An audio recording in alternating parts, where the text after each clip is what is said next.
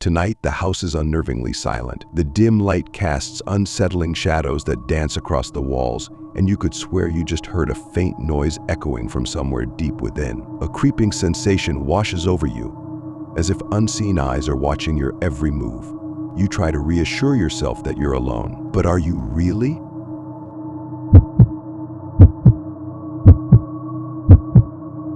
Last year, I agreed to dog sit for my parents while they were on holiday. Their home, a lonely barn conversion in the middle of a remote countryside, was the last place I wanted to be alone. The old barn had a history, one whispered about in the village, but my parents always dismissed the rumors as superstitions. Still, there was something about that place that unsettled me. The nights were too quiet, the shadows too deep, and the silence too heavy.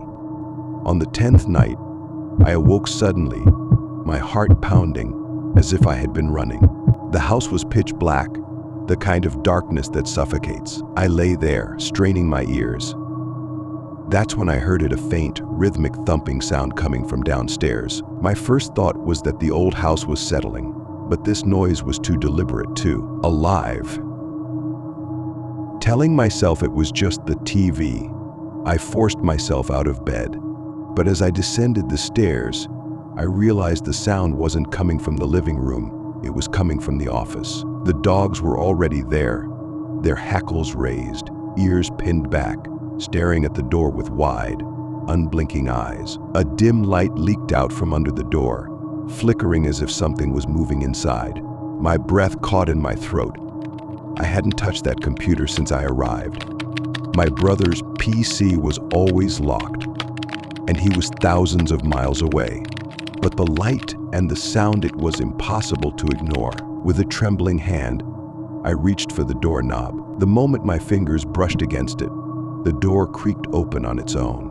What I saw next made my blood run cold. The computer screen was on, displaying a grotesque video, the kind you'd find in the deepest, darkest corners of the internet. It was footage of Soviet experiments, hideous, inhumane trials where dogs' heads were transplanted onto other bodies. The images were horrifying, the kind that sear themselves into your memory. The room was filled with the sickening squelch of surgery, and the distorted voices of scientists echoed as if from a forgotten era. But then, something else caught my eye, a movement in the corner of the room, just beyond the glow of the screen. A shadow, darker than the surrounding darkness, slowly slithered across the wall, its form unnatural, twisting like smoke. My breath hitched, and I felt an overwhelming sense of dread, as if I were being watched by something malevolent, something not of this world. Suddenly, the computer screen flickered, and the video distorted.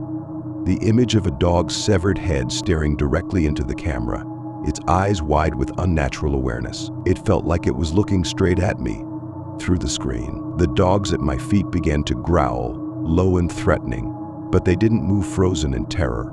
The room grew colder, my breath visible in the icy air.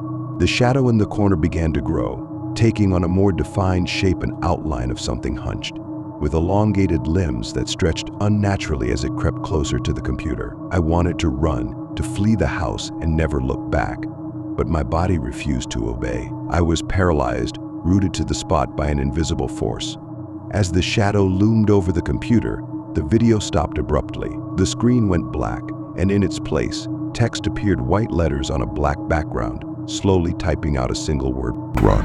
At that moment, the dogs snapped out of their trance, barking furiously at the shadow. The spell was broken. I slammed the door shut, grabbing the dogs by their collars and dragging them upstairs. We bolted into my bedroom, slamming the door behind us. I pushed the dresser in front of it, desperate to create a barrier between us and whatever was in that room. We huddled together on the bed, the dogs trembling beside me, their eyes fixed on the door. Outside, I could hear something moving, slow, deliberate footsteps ascending the stairs. My heart pounded in my chest, each beat louder than the last. The door handle rattled.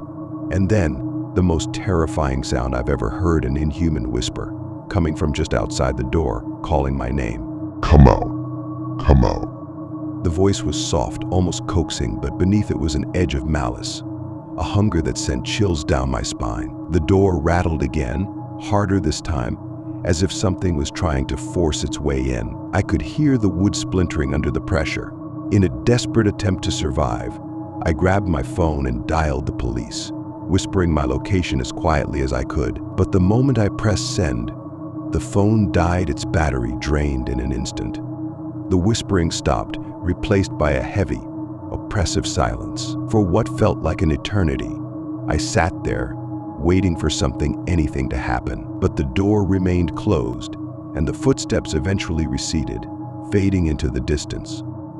When the first light of dawn crept through the window, I finally mustered the courage to leave the room. The house was eerily calm, as if nothing had happened. But when I opened the office door, I found the computer off, the screen dark. The room was as cold as a tomb, and the only sign that something had been there was the word "run" scrawled on the wall in what looked like black ash. I left that house that morning and haven't returned since. My parents think I'm crazy. They've never experienced anything unusual there. But I know what I saw, what I heard. There's something in that barn, something that shouldn't exist, something that's waiting for the next person foolish enough to stay there alone.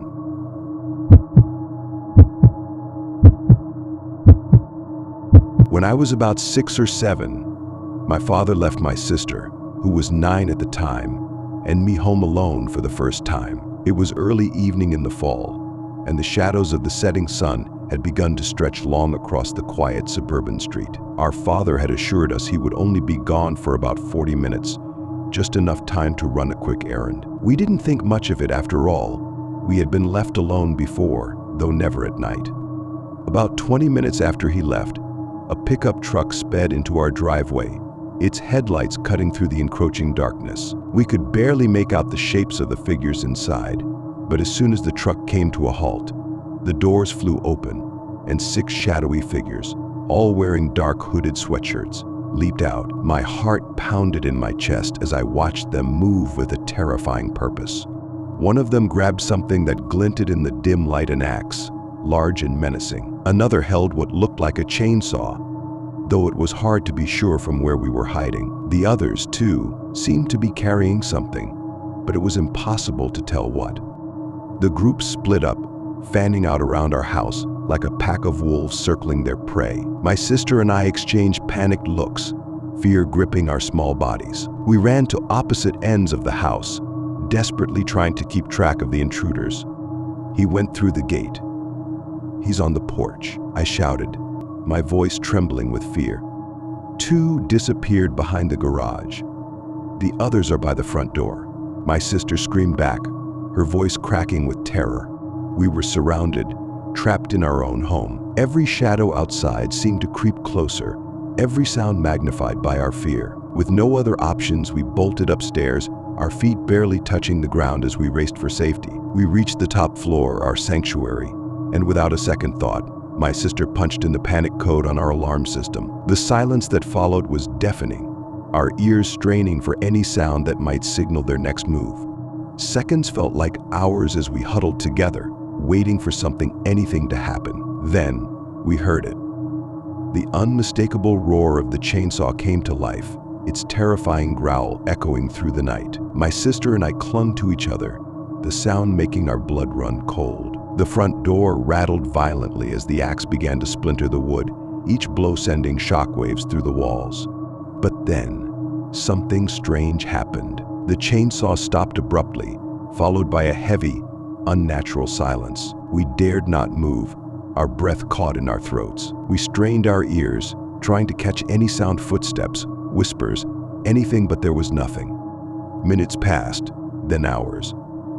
The police sirens we had been praying for never came. The night dragged on, oppressive and suffocating. Finally, unable to bear the tension, my sister and I crept downstairs, clutching each other for courage. The house was eerily quiet, as if it was holding its breath. We reached the front door, expecting to find it in ruins, but instead, it stood perfectly intact, no splintered wood, no broken lock. It was as if the attack had never happened. Confused and terrified, we turned to each other, our minds struggling to make sense of what we were seeing. But before we could say a word, the lights in the house flickered and then went out, plunging us into total darkness. Then, in the pitch black, we heard the low, rasping sound of breathing, coming from just behind us. My sister and I froze, our hearts thudding in our chests. Slowly, we turned around, our eyes straining to see in the darkness. And then we saw them, those 6 hooded figures, standing in the hallway, their faces hidden in shadow, their eyes glowing faintly in the darkness. They were inside the house, surrounding us, their weapons still in hand. One of them took a step forward, raising the axe, and in that moment we realized the horrifying truth: the alarm code hadn't saved us. It had invited them in.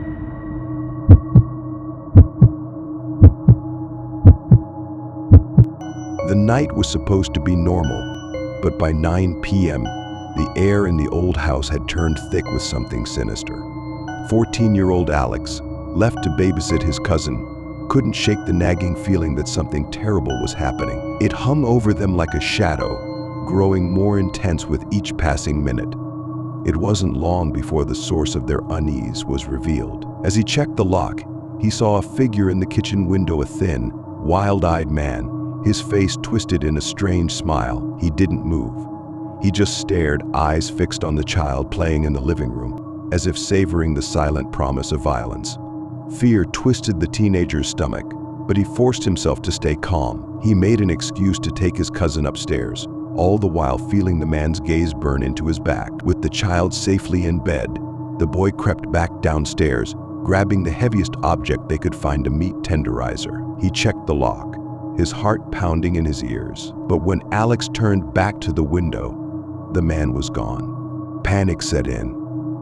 Alex rushed to the front door, fumbling with the lock, praying it would hold. The house was silent now, the kind of silence that presses on your skull and makes you want to scream just to break it. And then it came, the sound of shattering glass, the unmistakable crunch of shoes on shards. The man was inside. The boy's breath caught in his throat as he ran upstairs, his heart pounding like it was about to explode. He could hear the man downstairs, his footsteps slow, deliberate. He was searching, enjoying the chase. He knew they were there, lurking somewhere in the darkness. Each creak of the stairs as he climbed was a knife that cut deeper into their fear. Alex pressed his ear to the door, hearing him get closer. He opened the door to his aunt and uncle's room, then the bathroom. Each time a door creaked open, he hoped it would be the last thing he heard before finding them. But then, for some reason, the creepy man turned and headed back down the stairs. Alex waited, paralyzed with fear, until the sound of splintering wood exploded from below. The man was breaking down the basement door. He was in the house and wouldn't leave until he found them. Minutes felt like hours as the teenager clutched the meat tenderizer, trying to keep his cousin calm, knowing that at any moment the man could burst through the door. The alarm sounded outside, but it was too late. They could hear him coming back up the stairs. The police might come and find nothing but the aftermath of what was to come. But then, like magic, the door downstairs burst open, and heavy boots that belonged to the police were thrown through the house. The man was caught as soon as he reached the top of the stairs, inches from the room where they were hiding. When they dragged him out, his eyes were wild, his lips curled in that sick smile. That terrifying man had come from a mental hospital, a place far away from here, and now he was gone. But the terror, the feeling of being hunted in their own home, would never leave them. And every time Alex closed his eyes at night, they could still hear the footsteps, still feel the fear that someone was coming for them, inch by inch, step by step.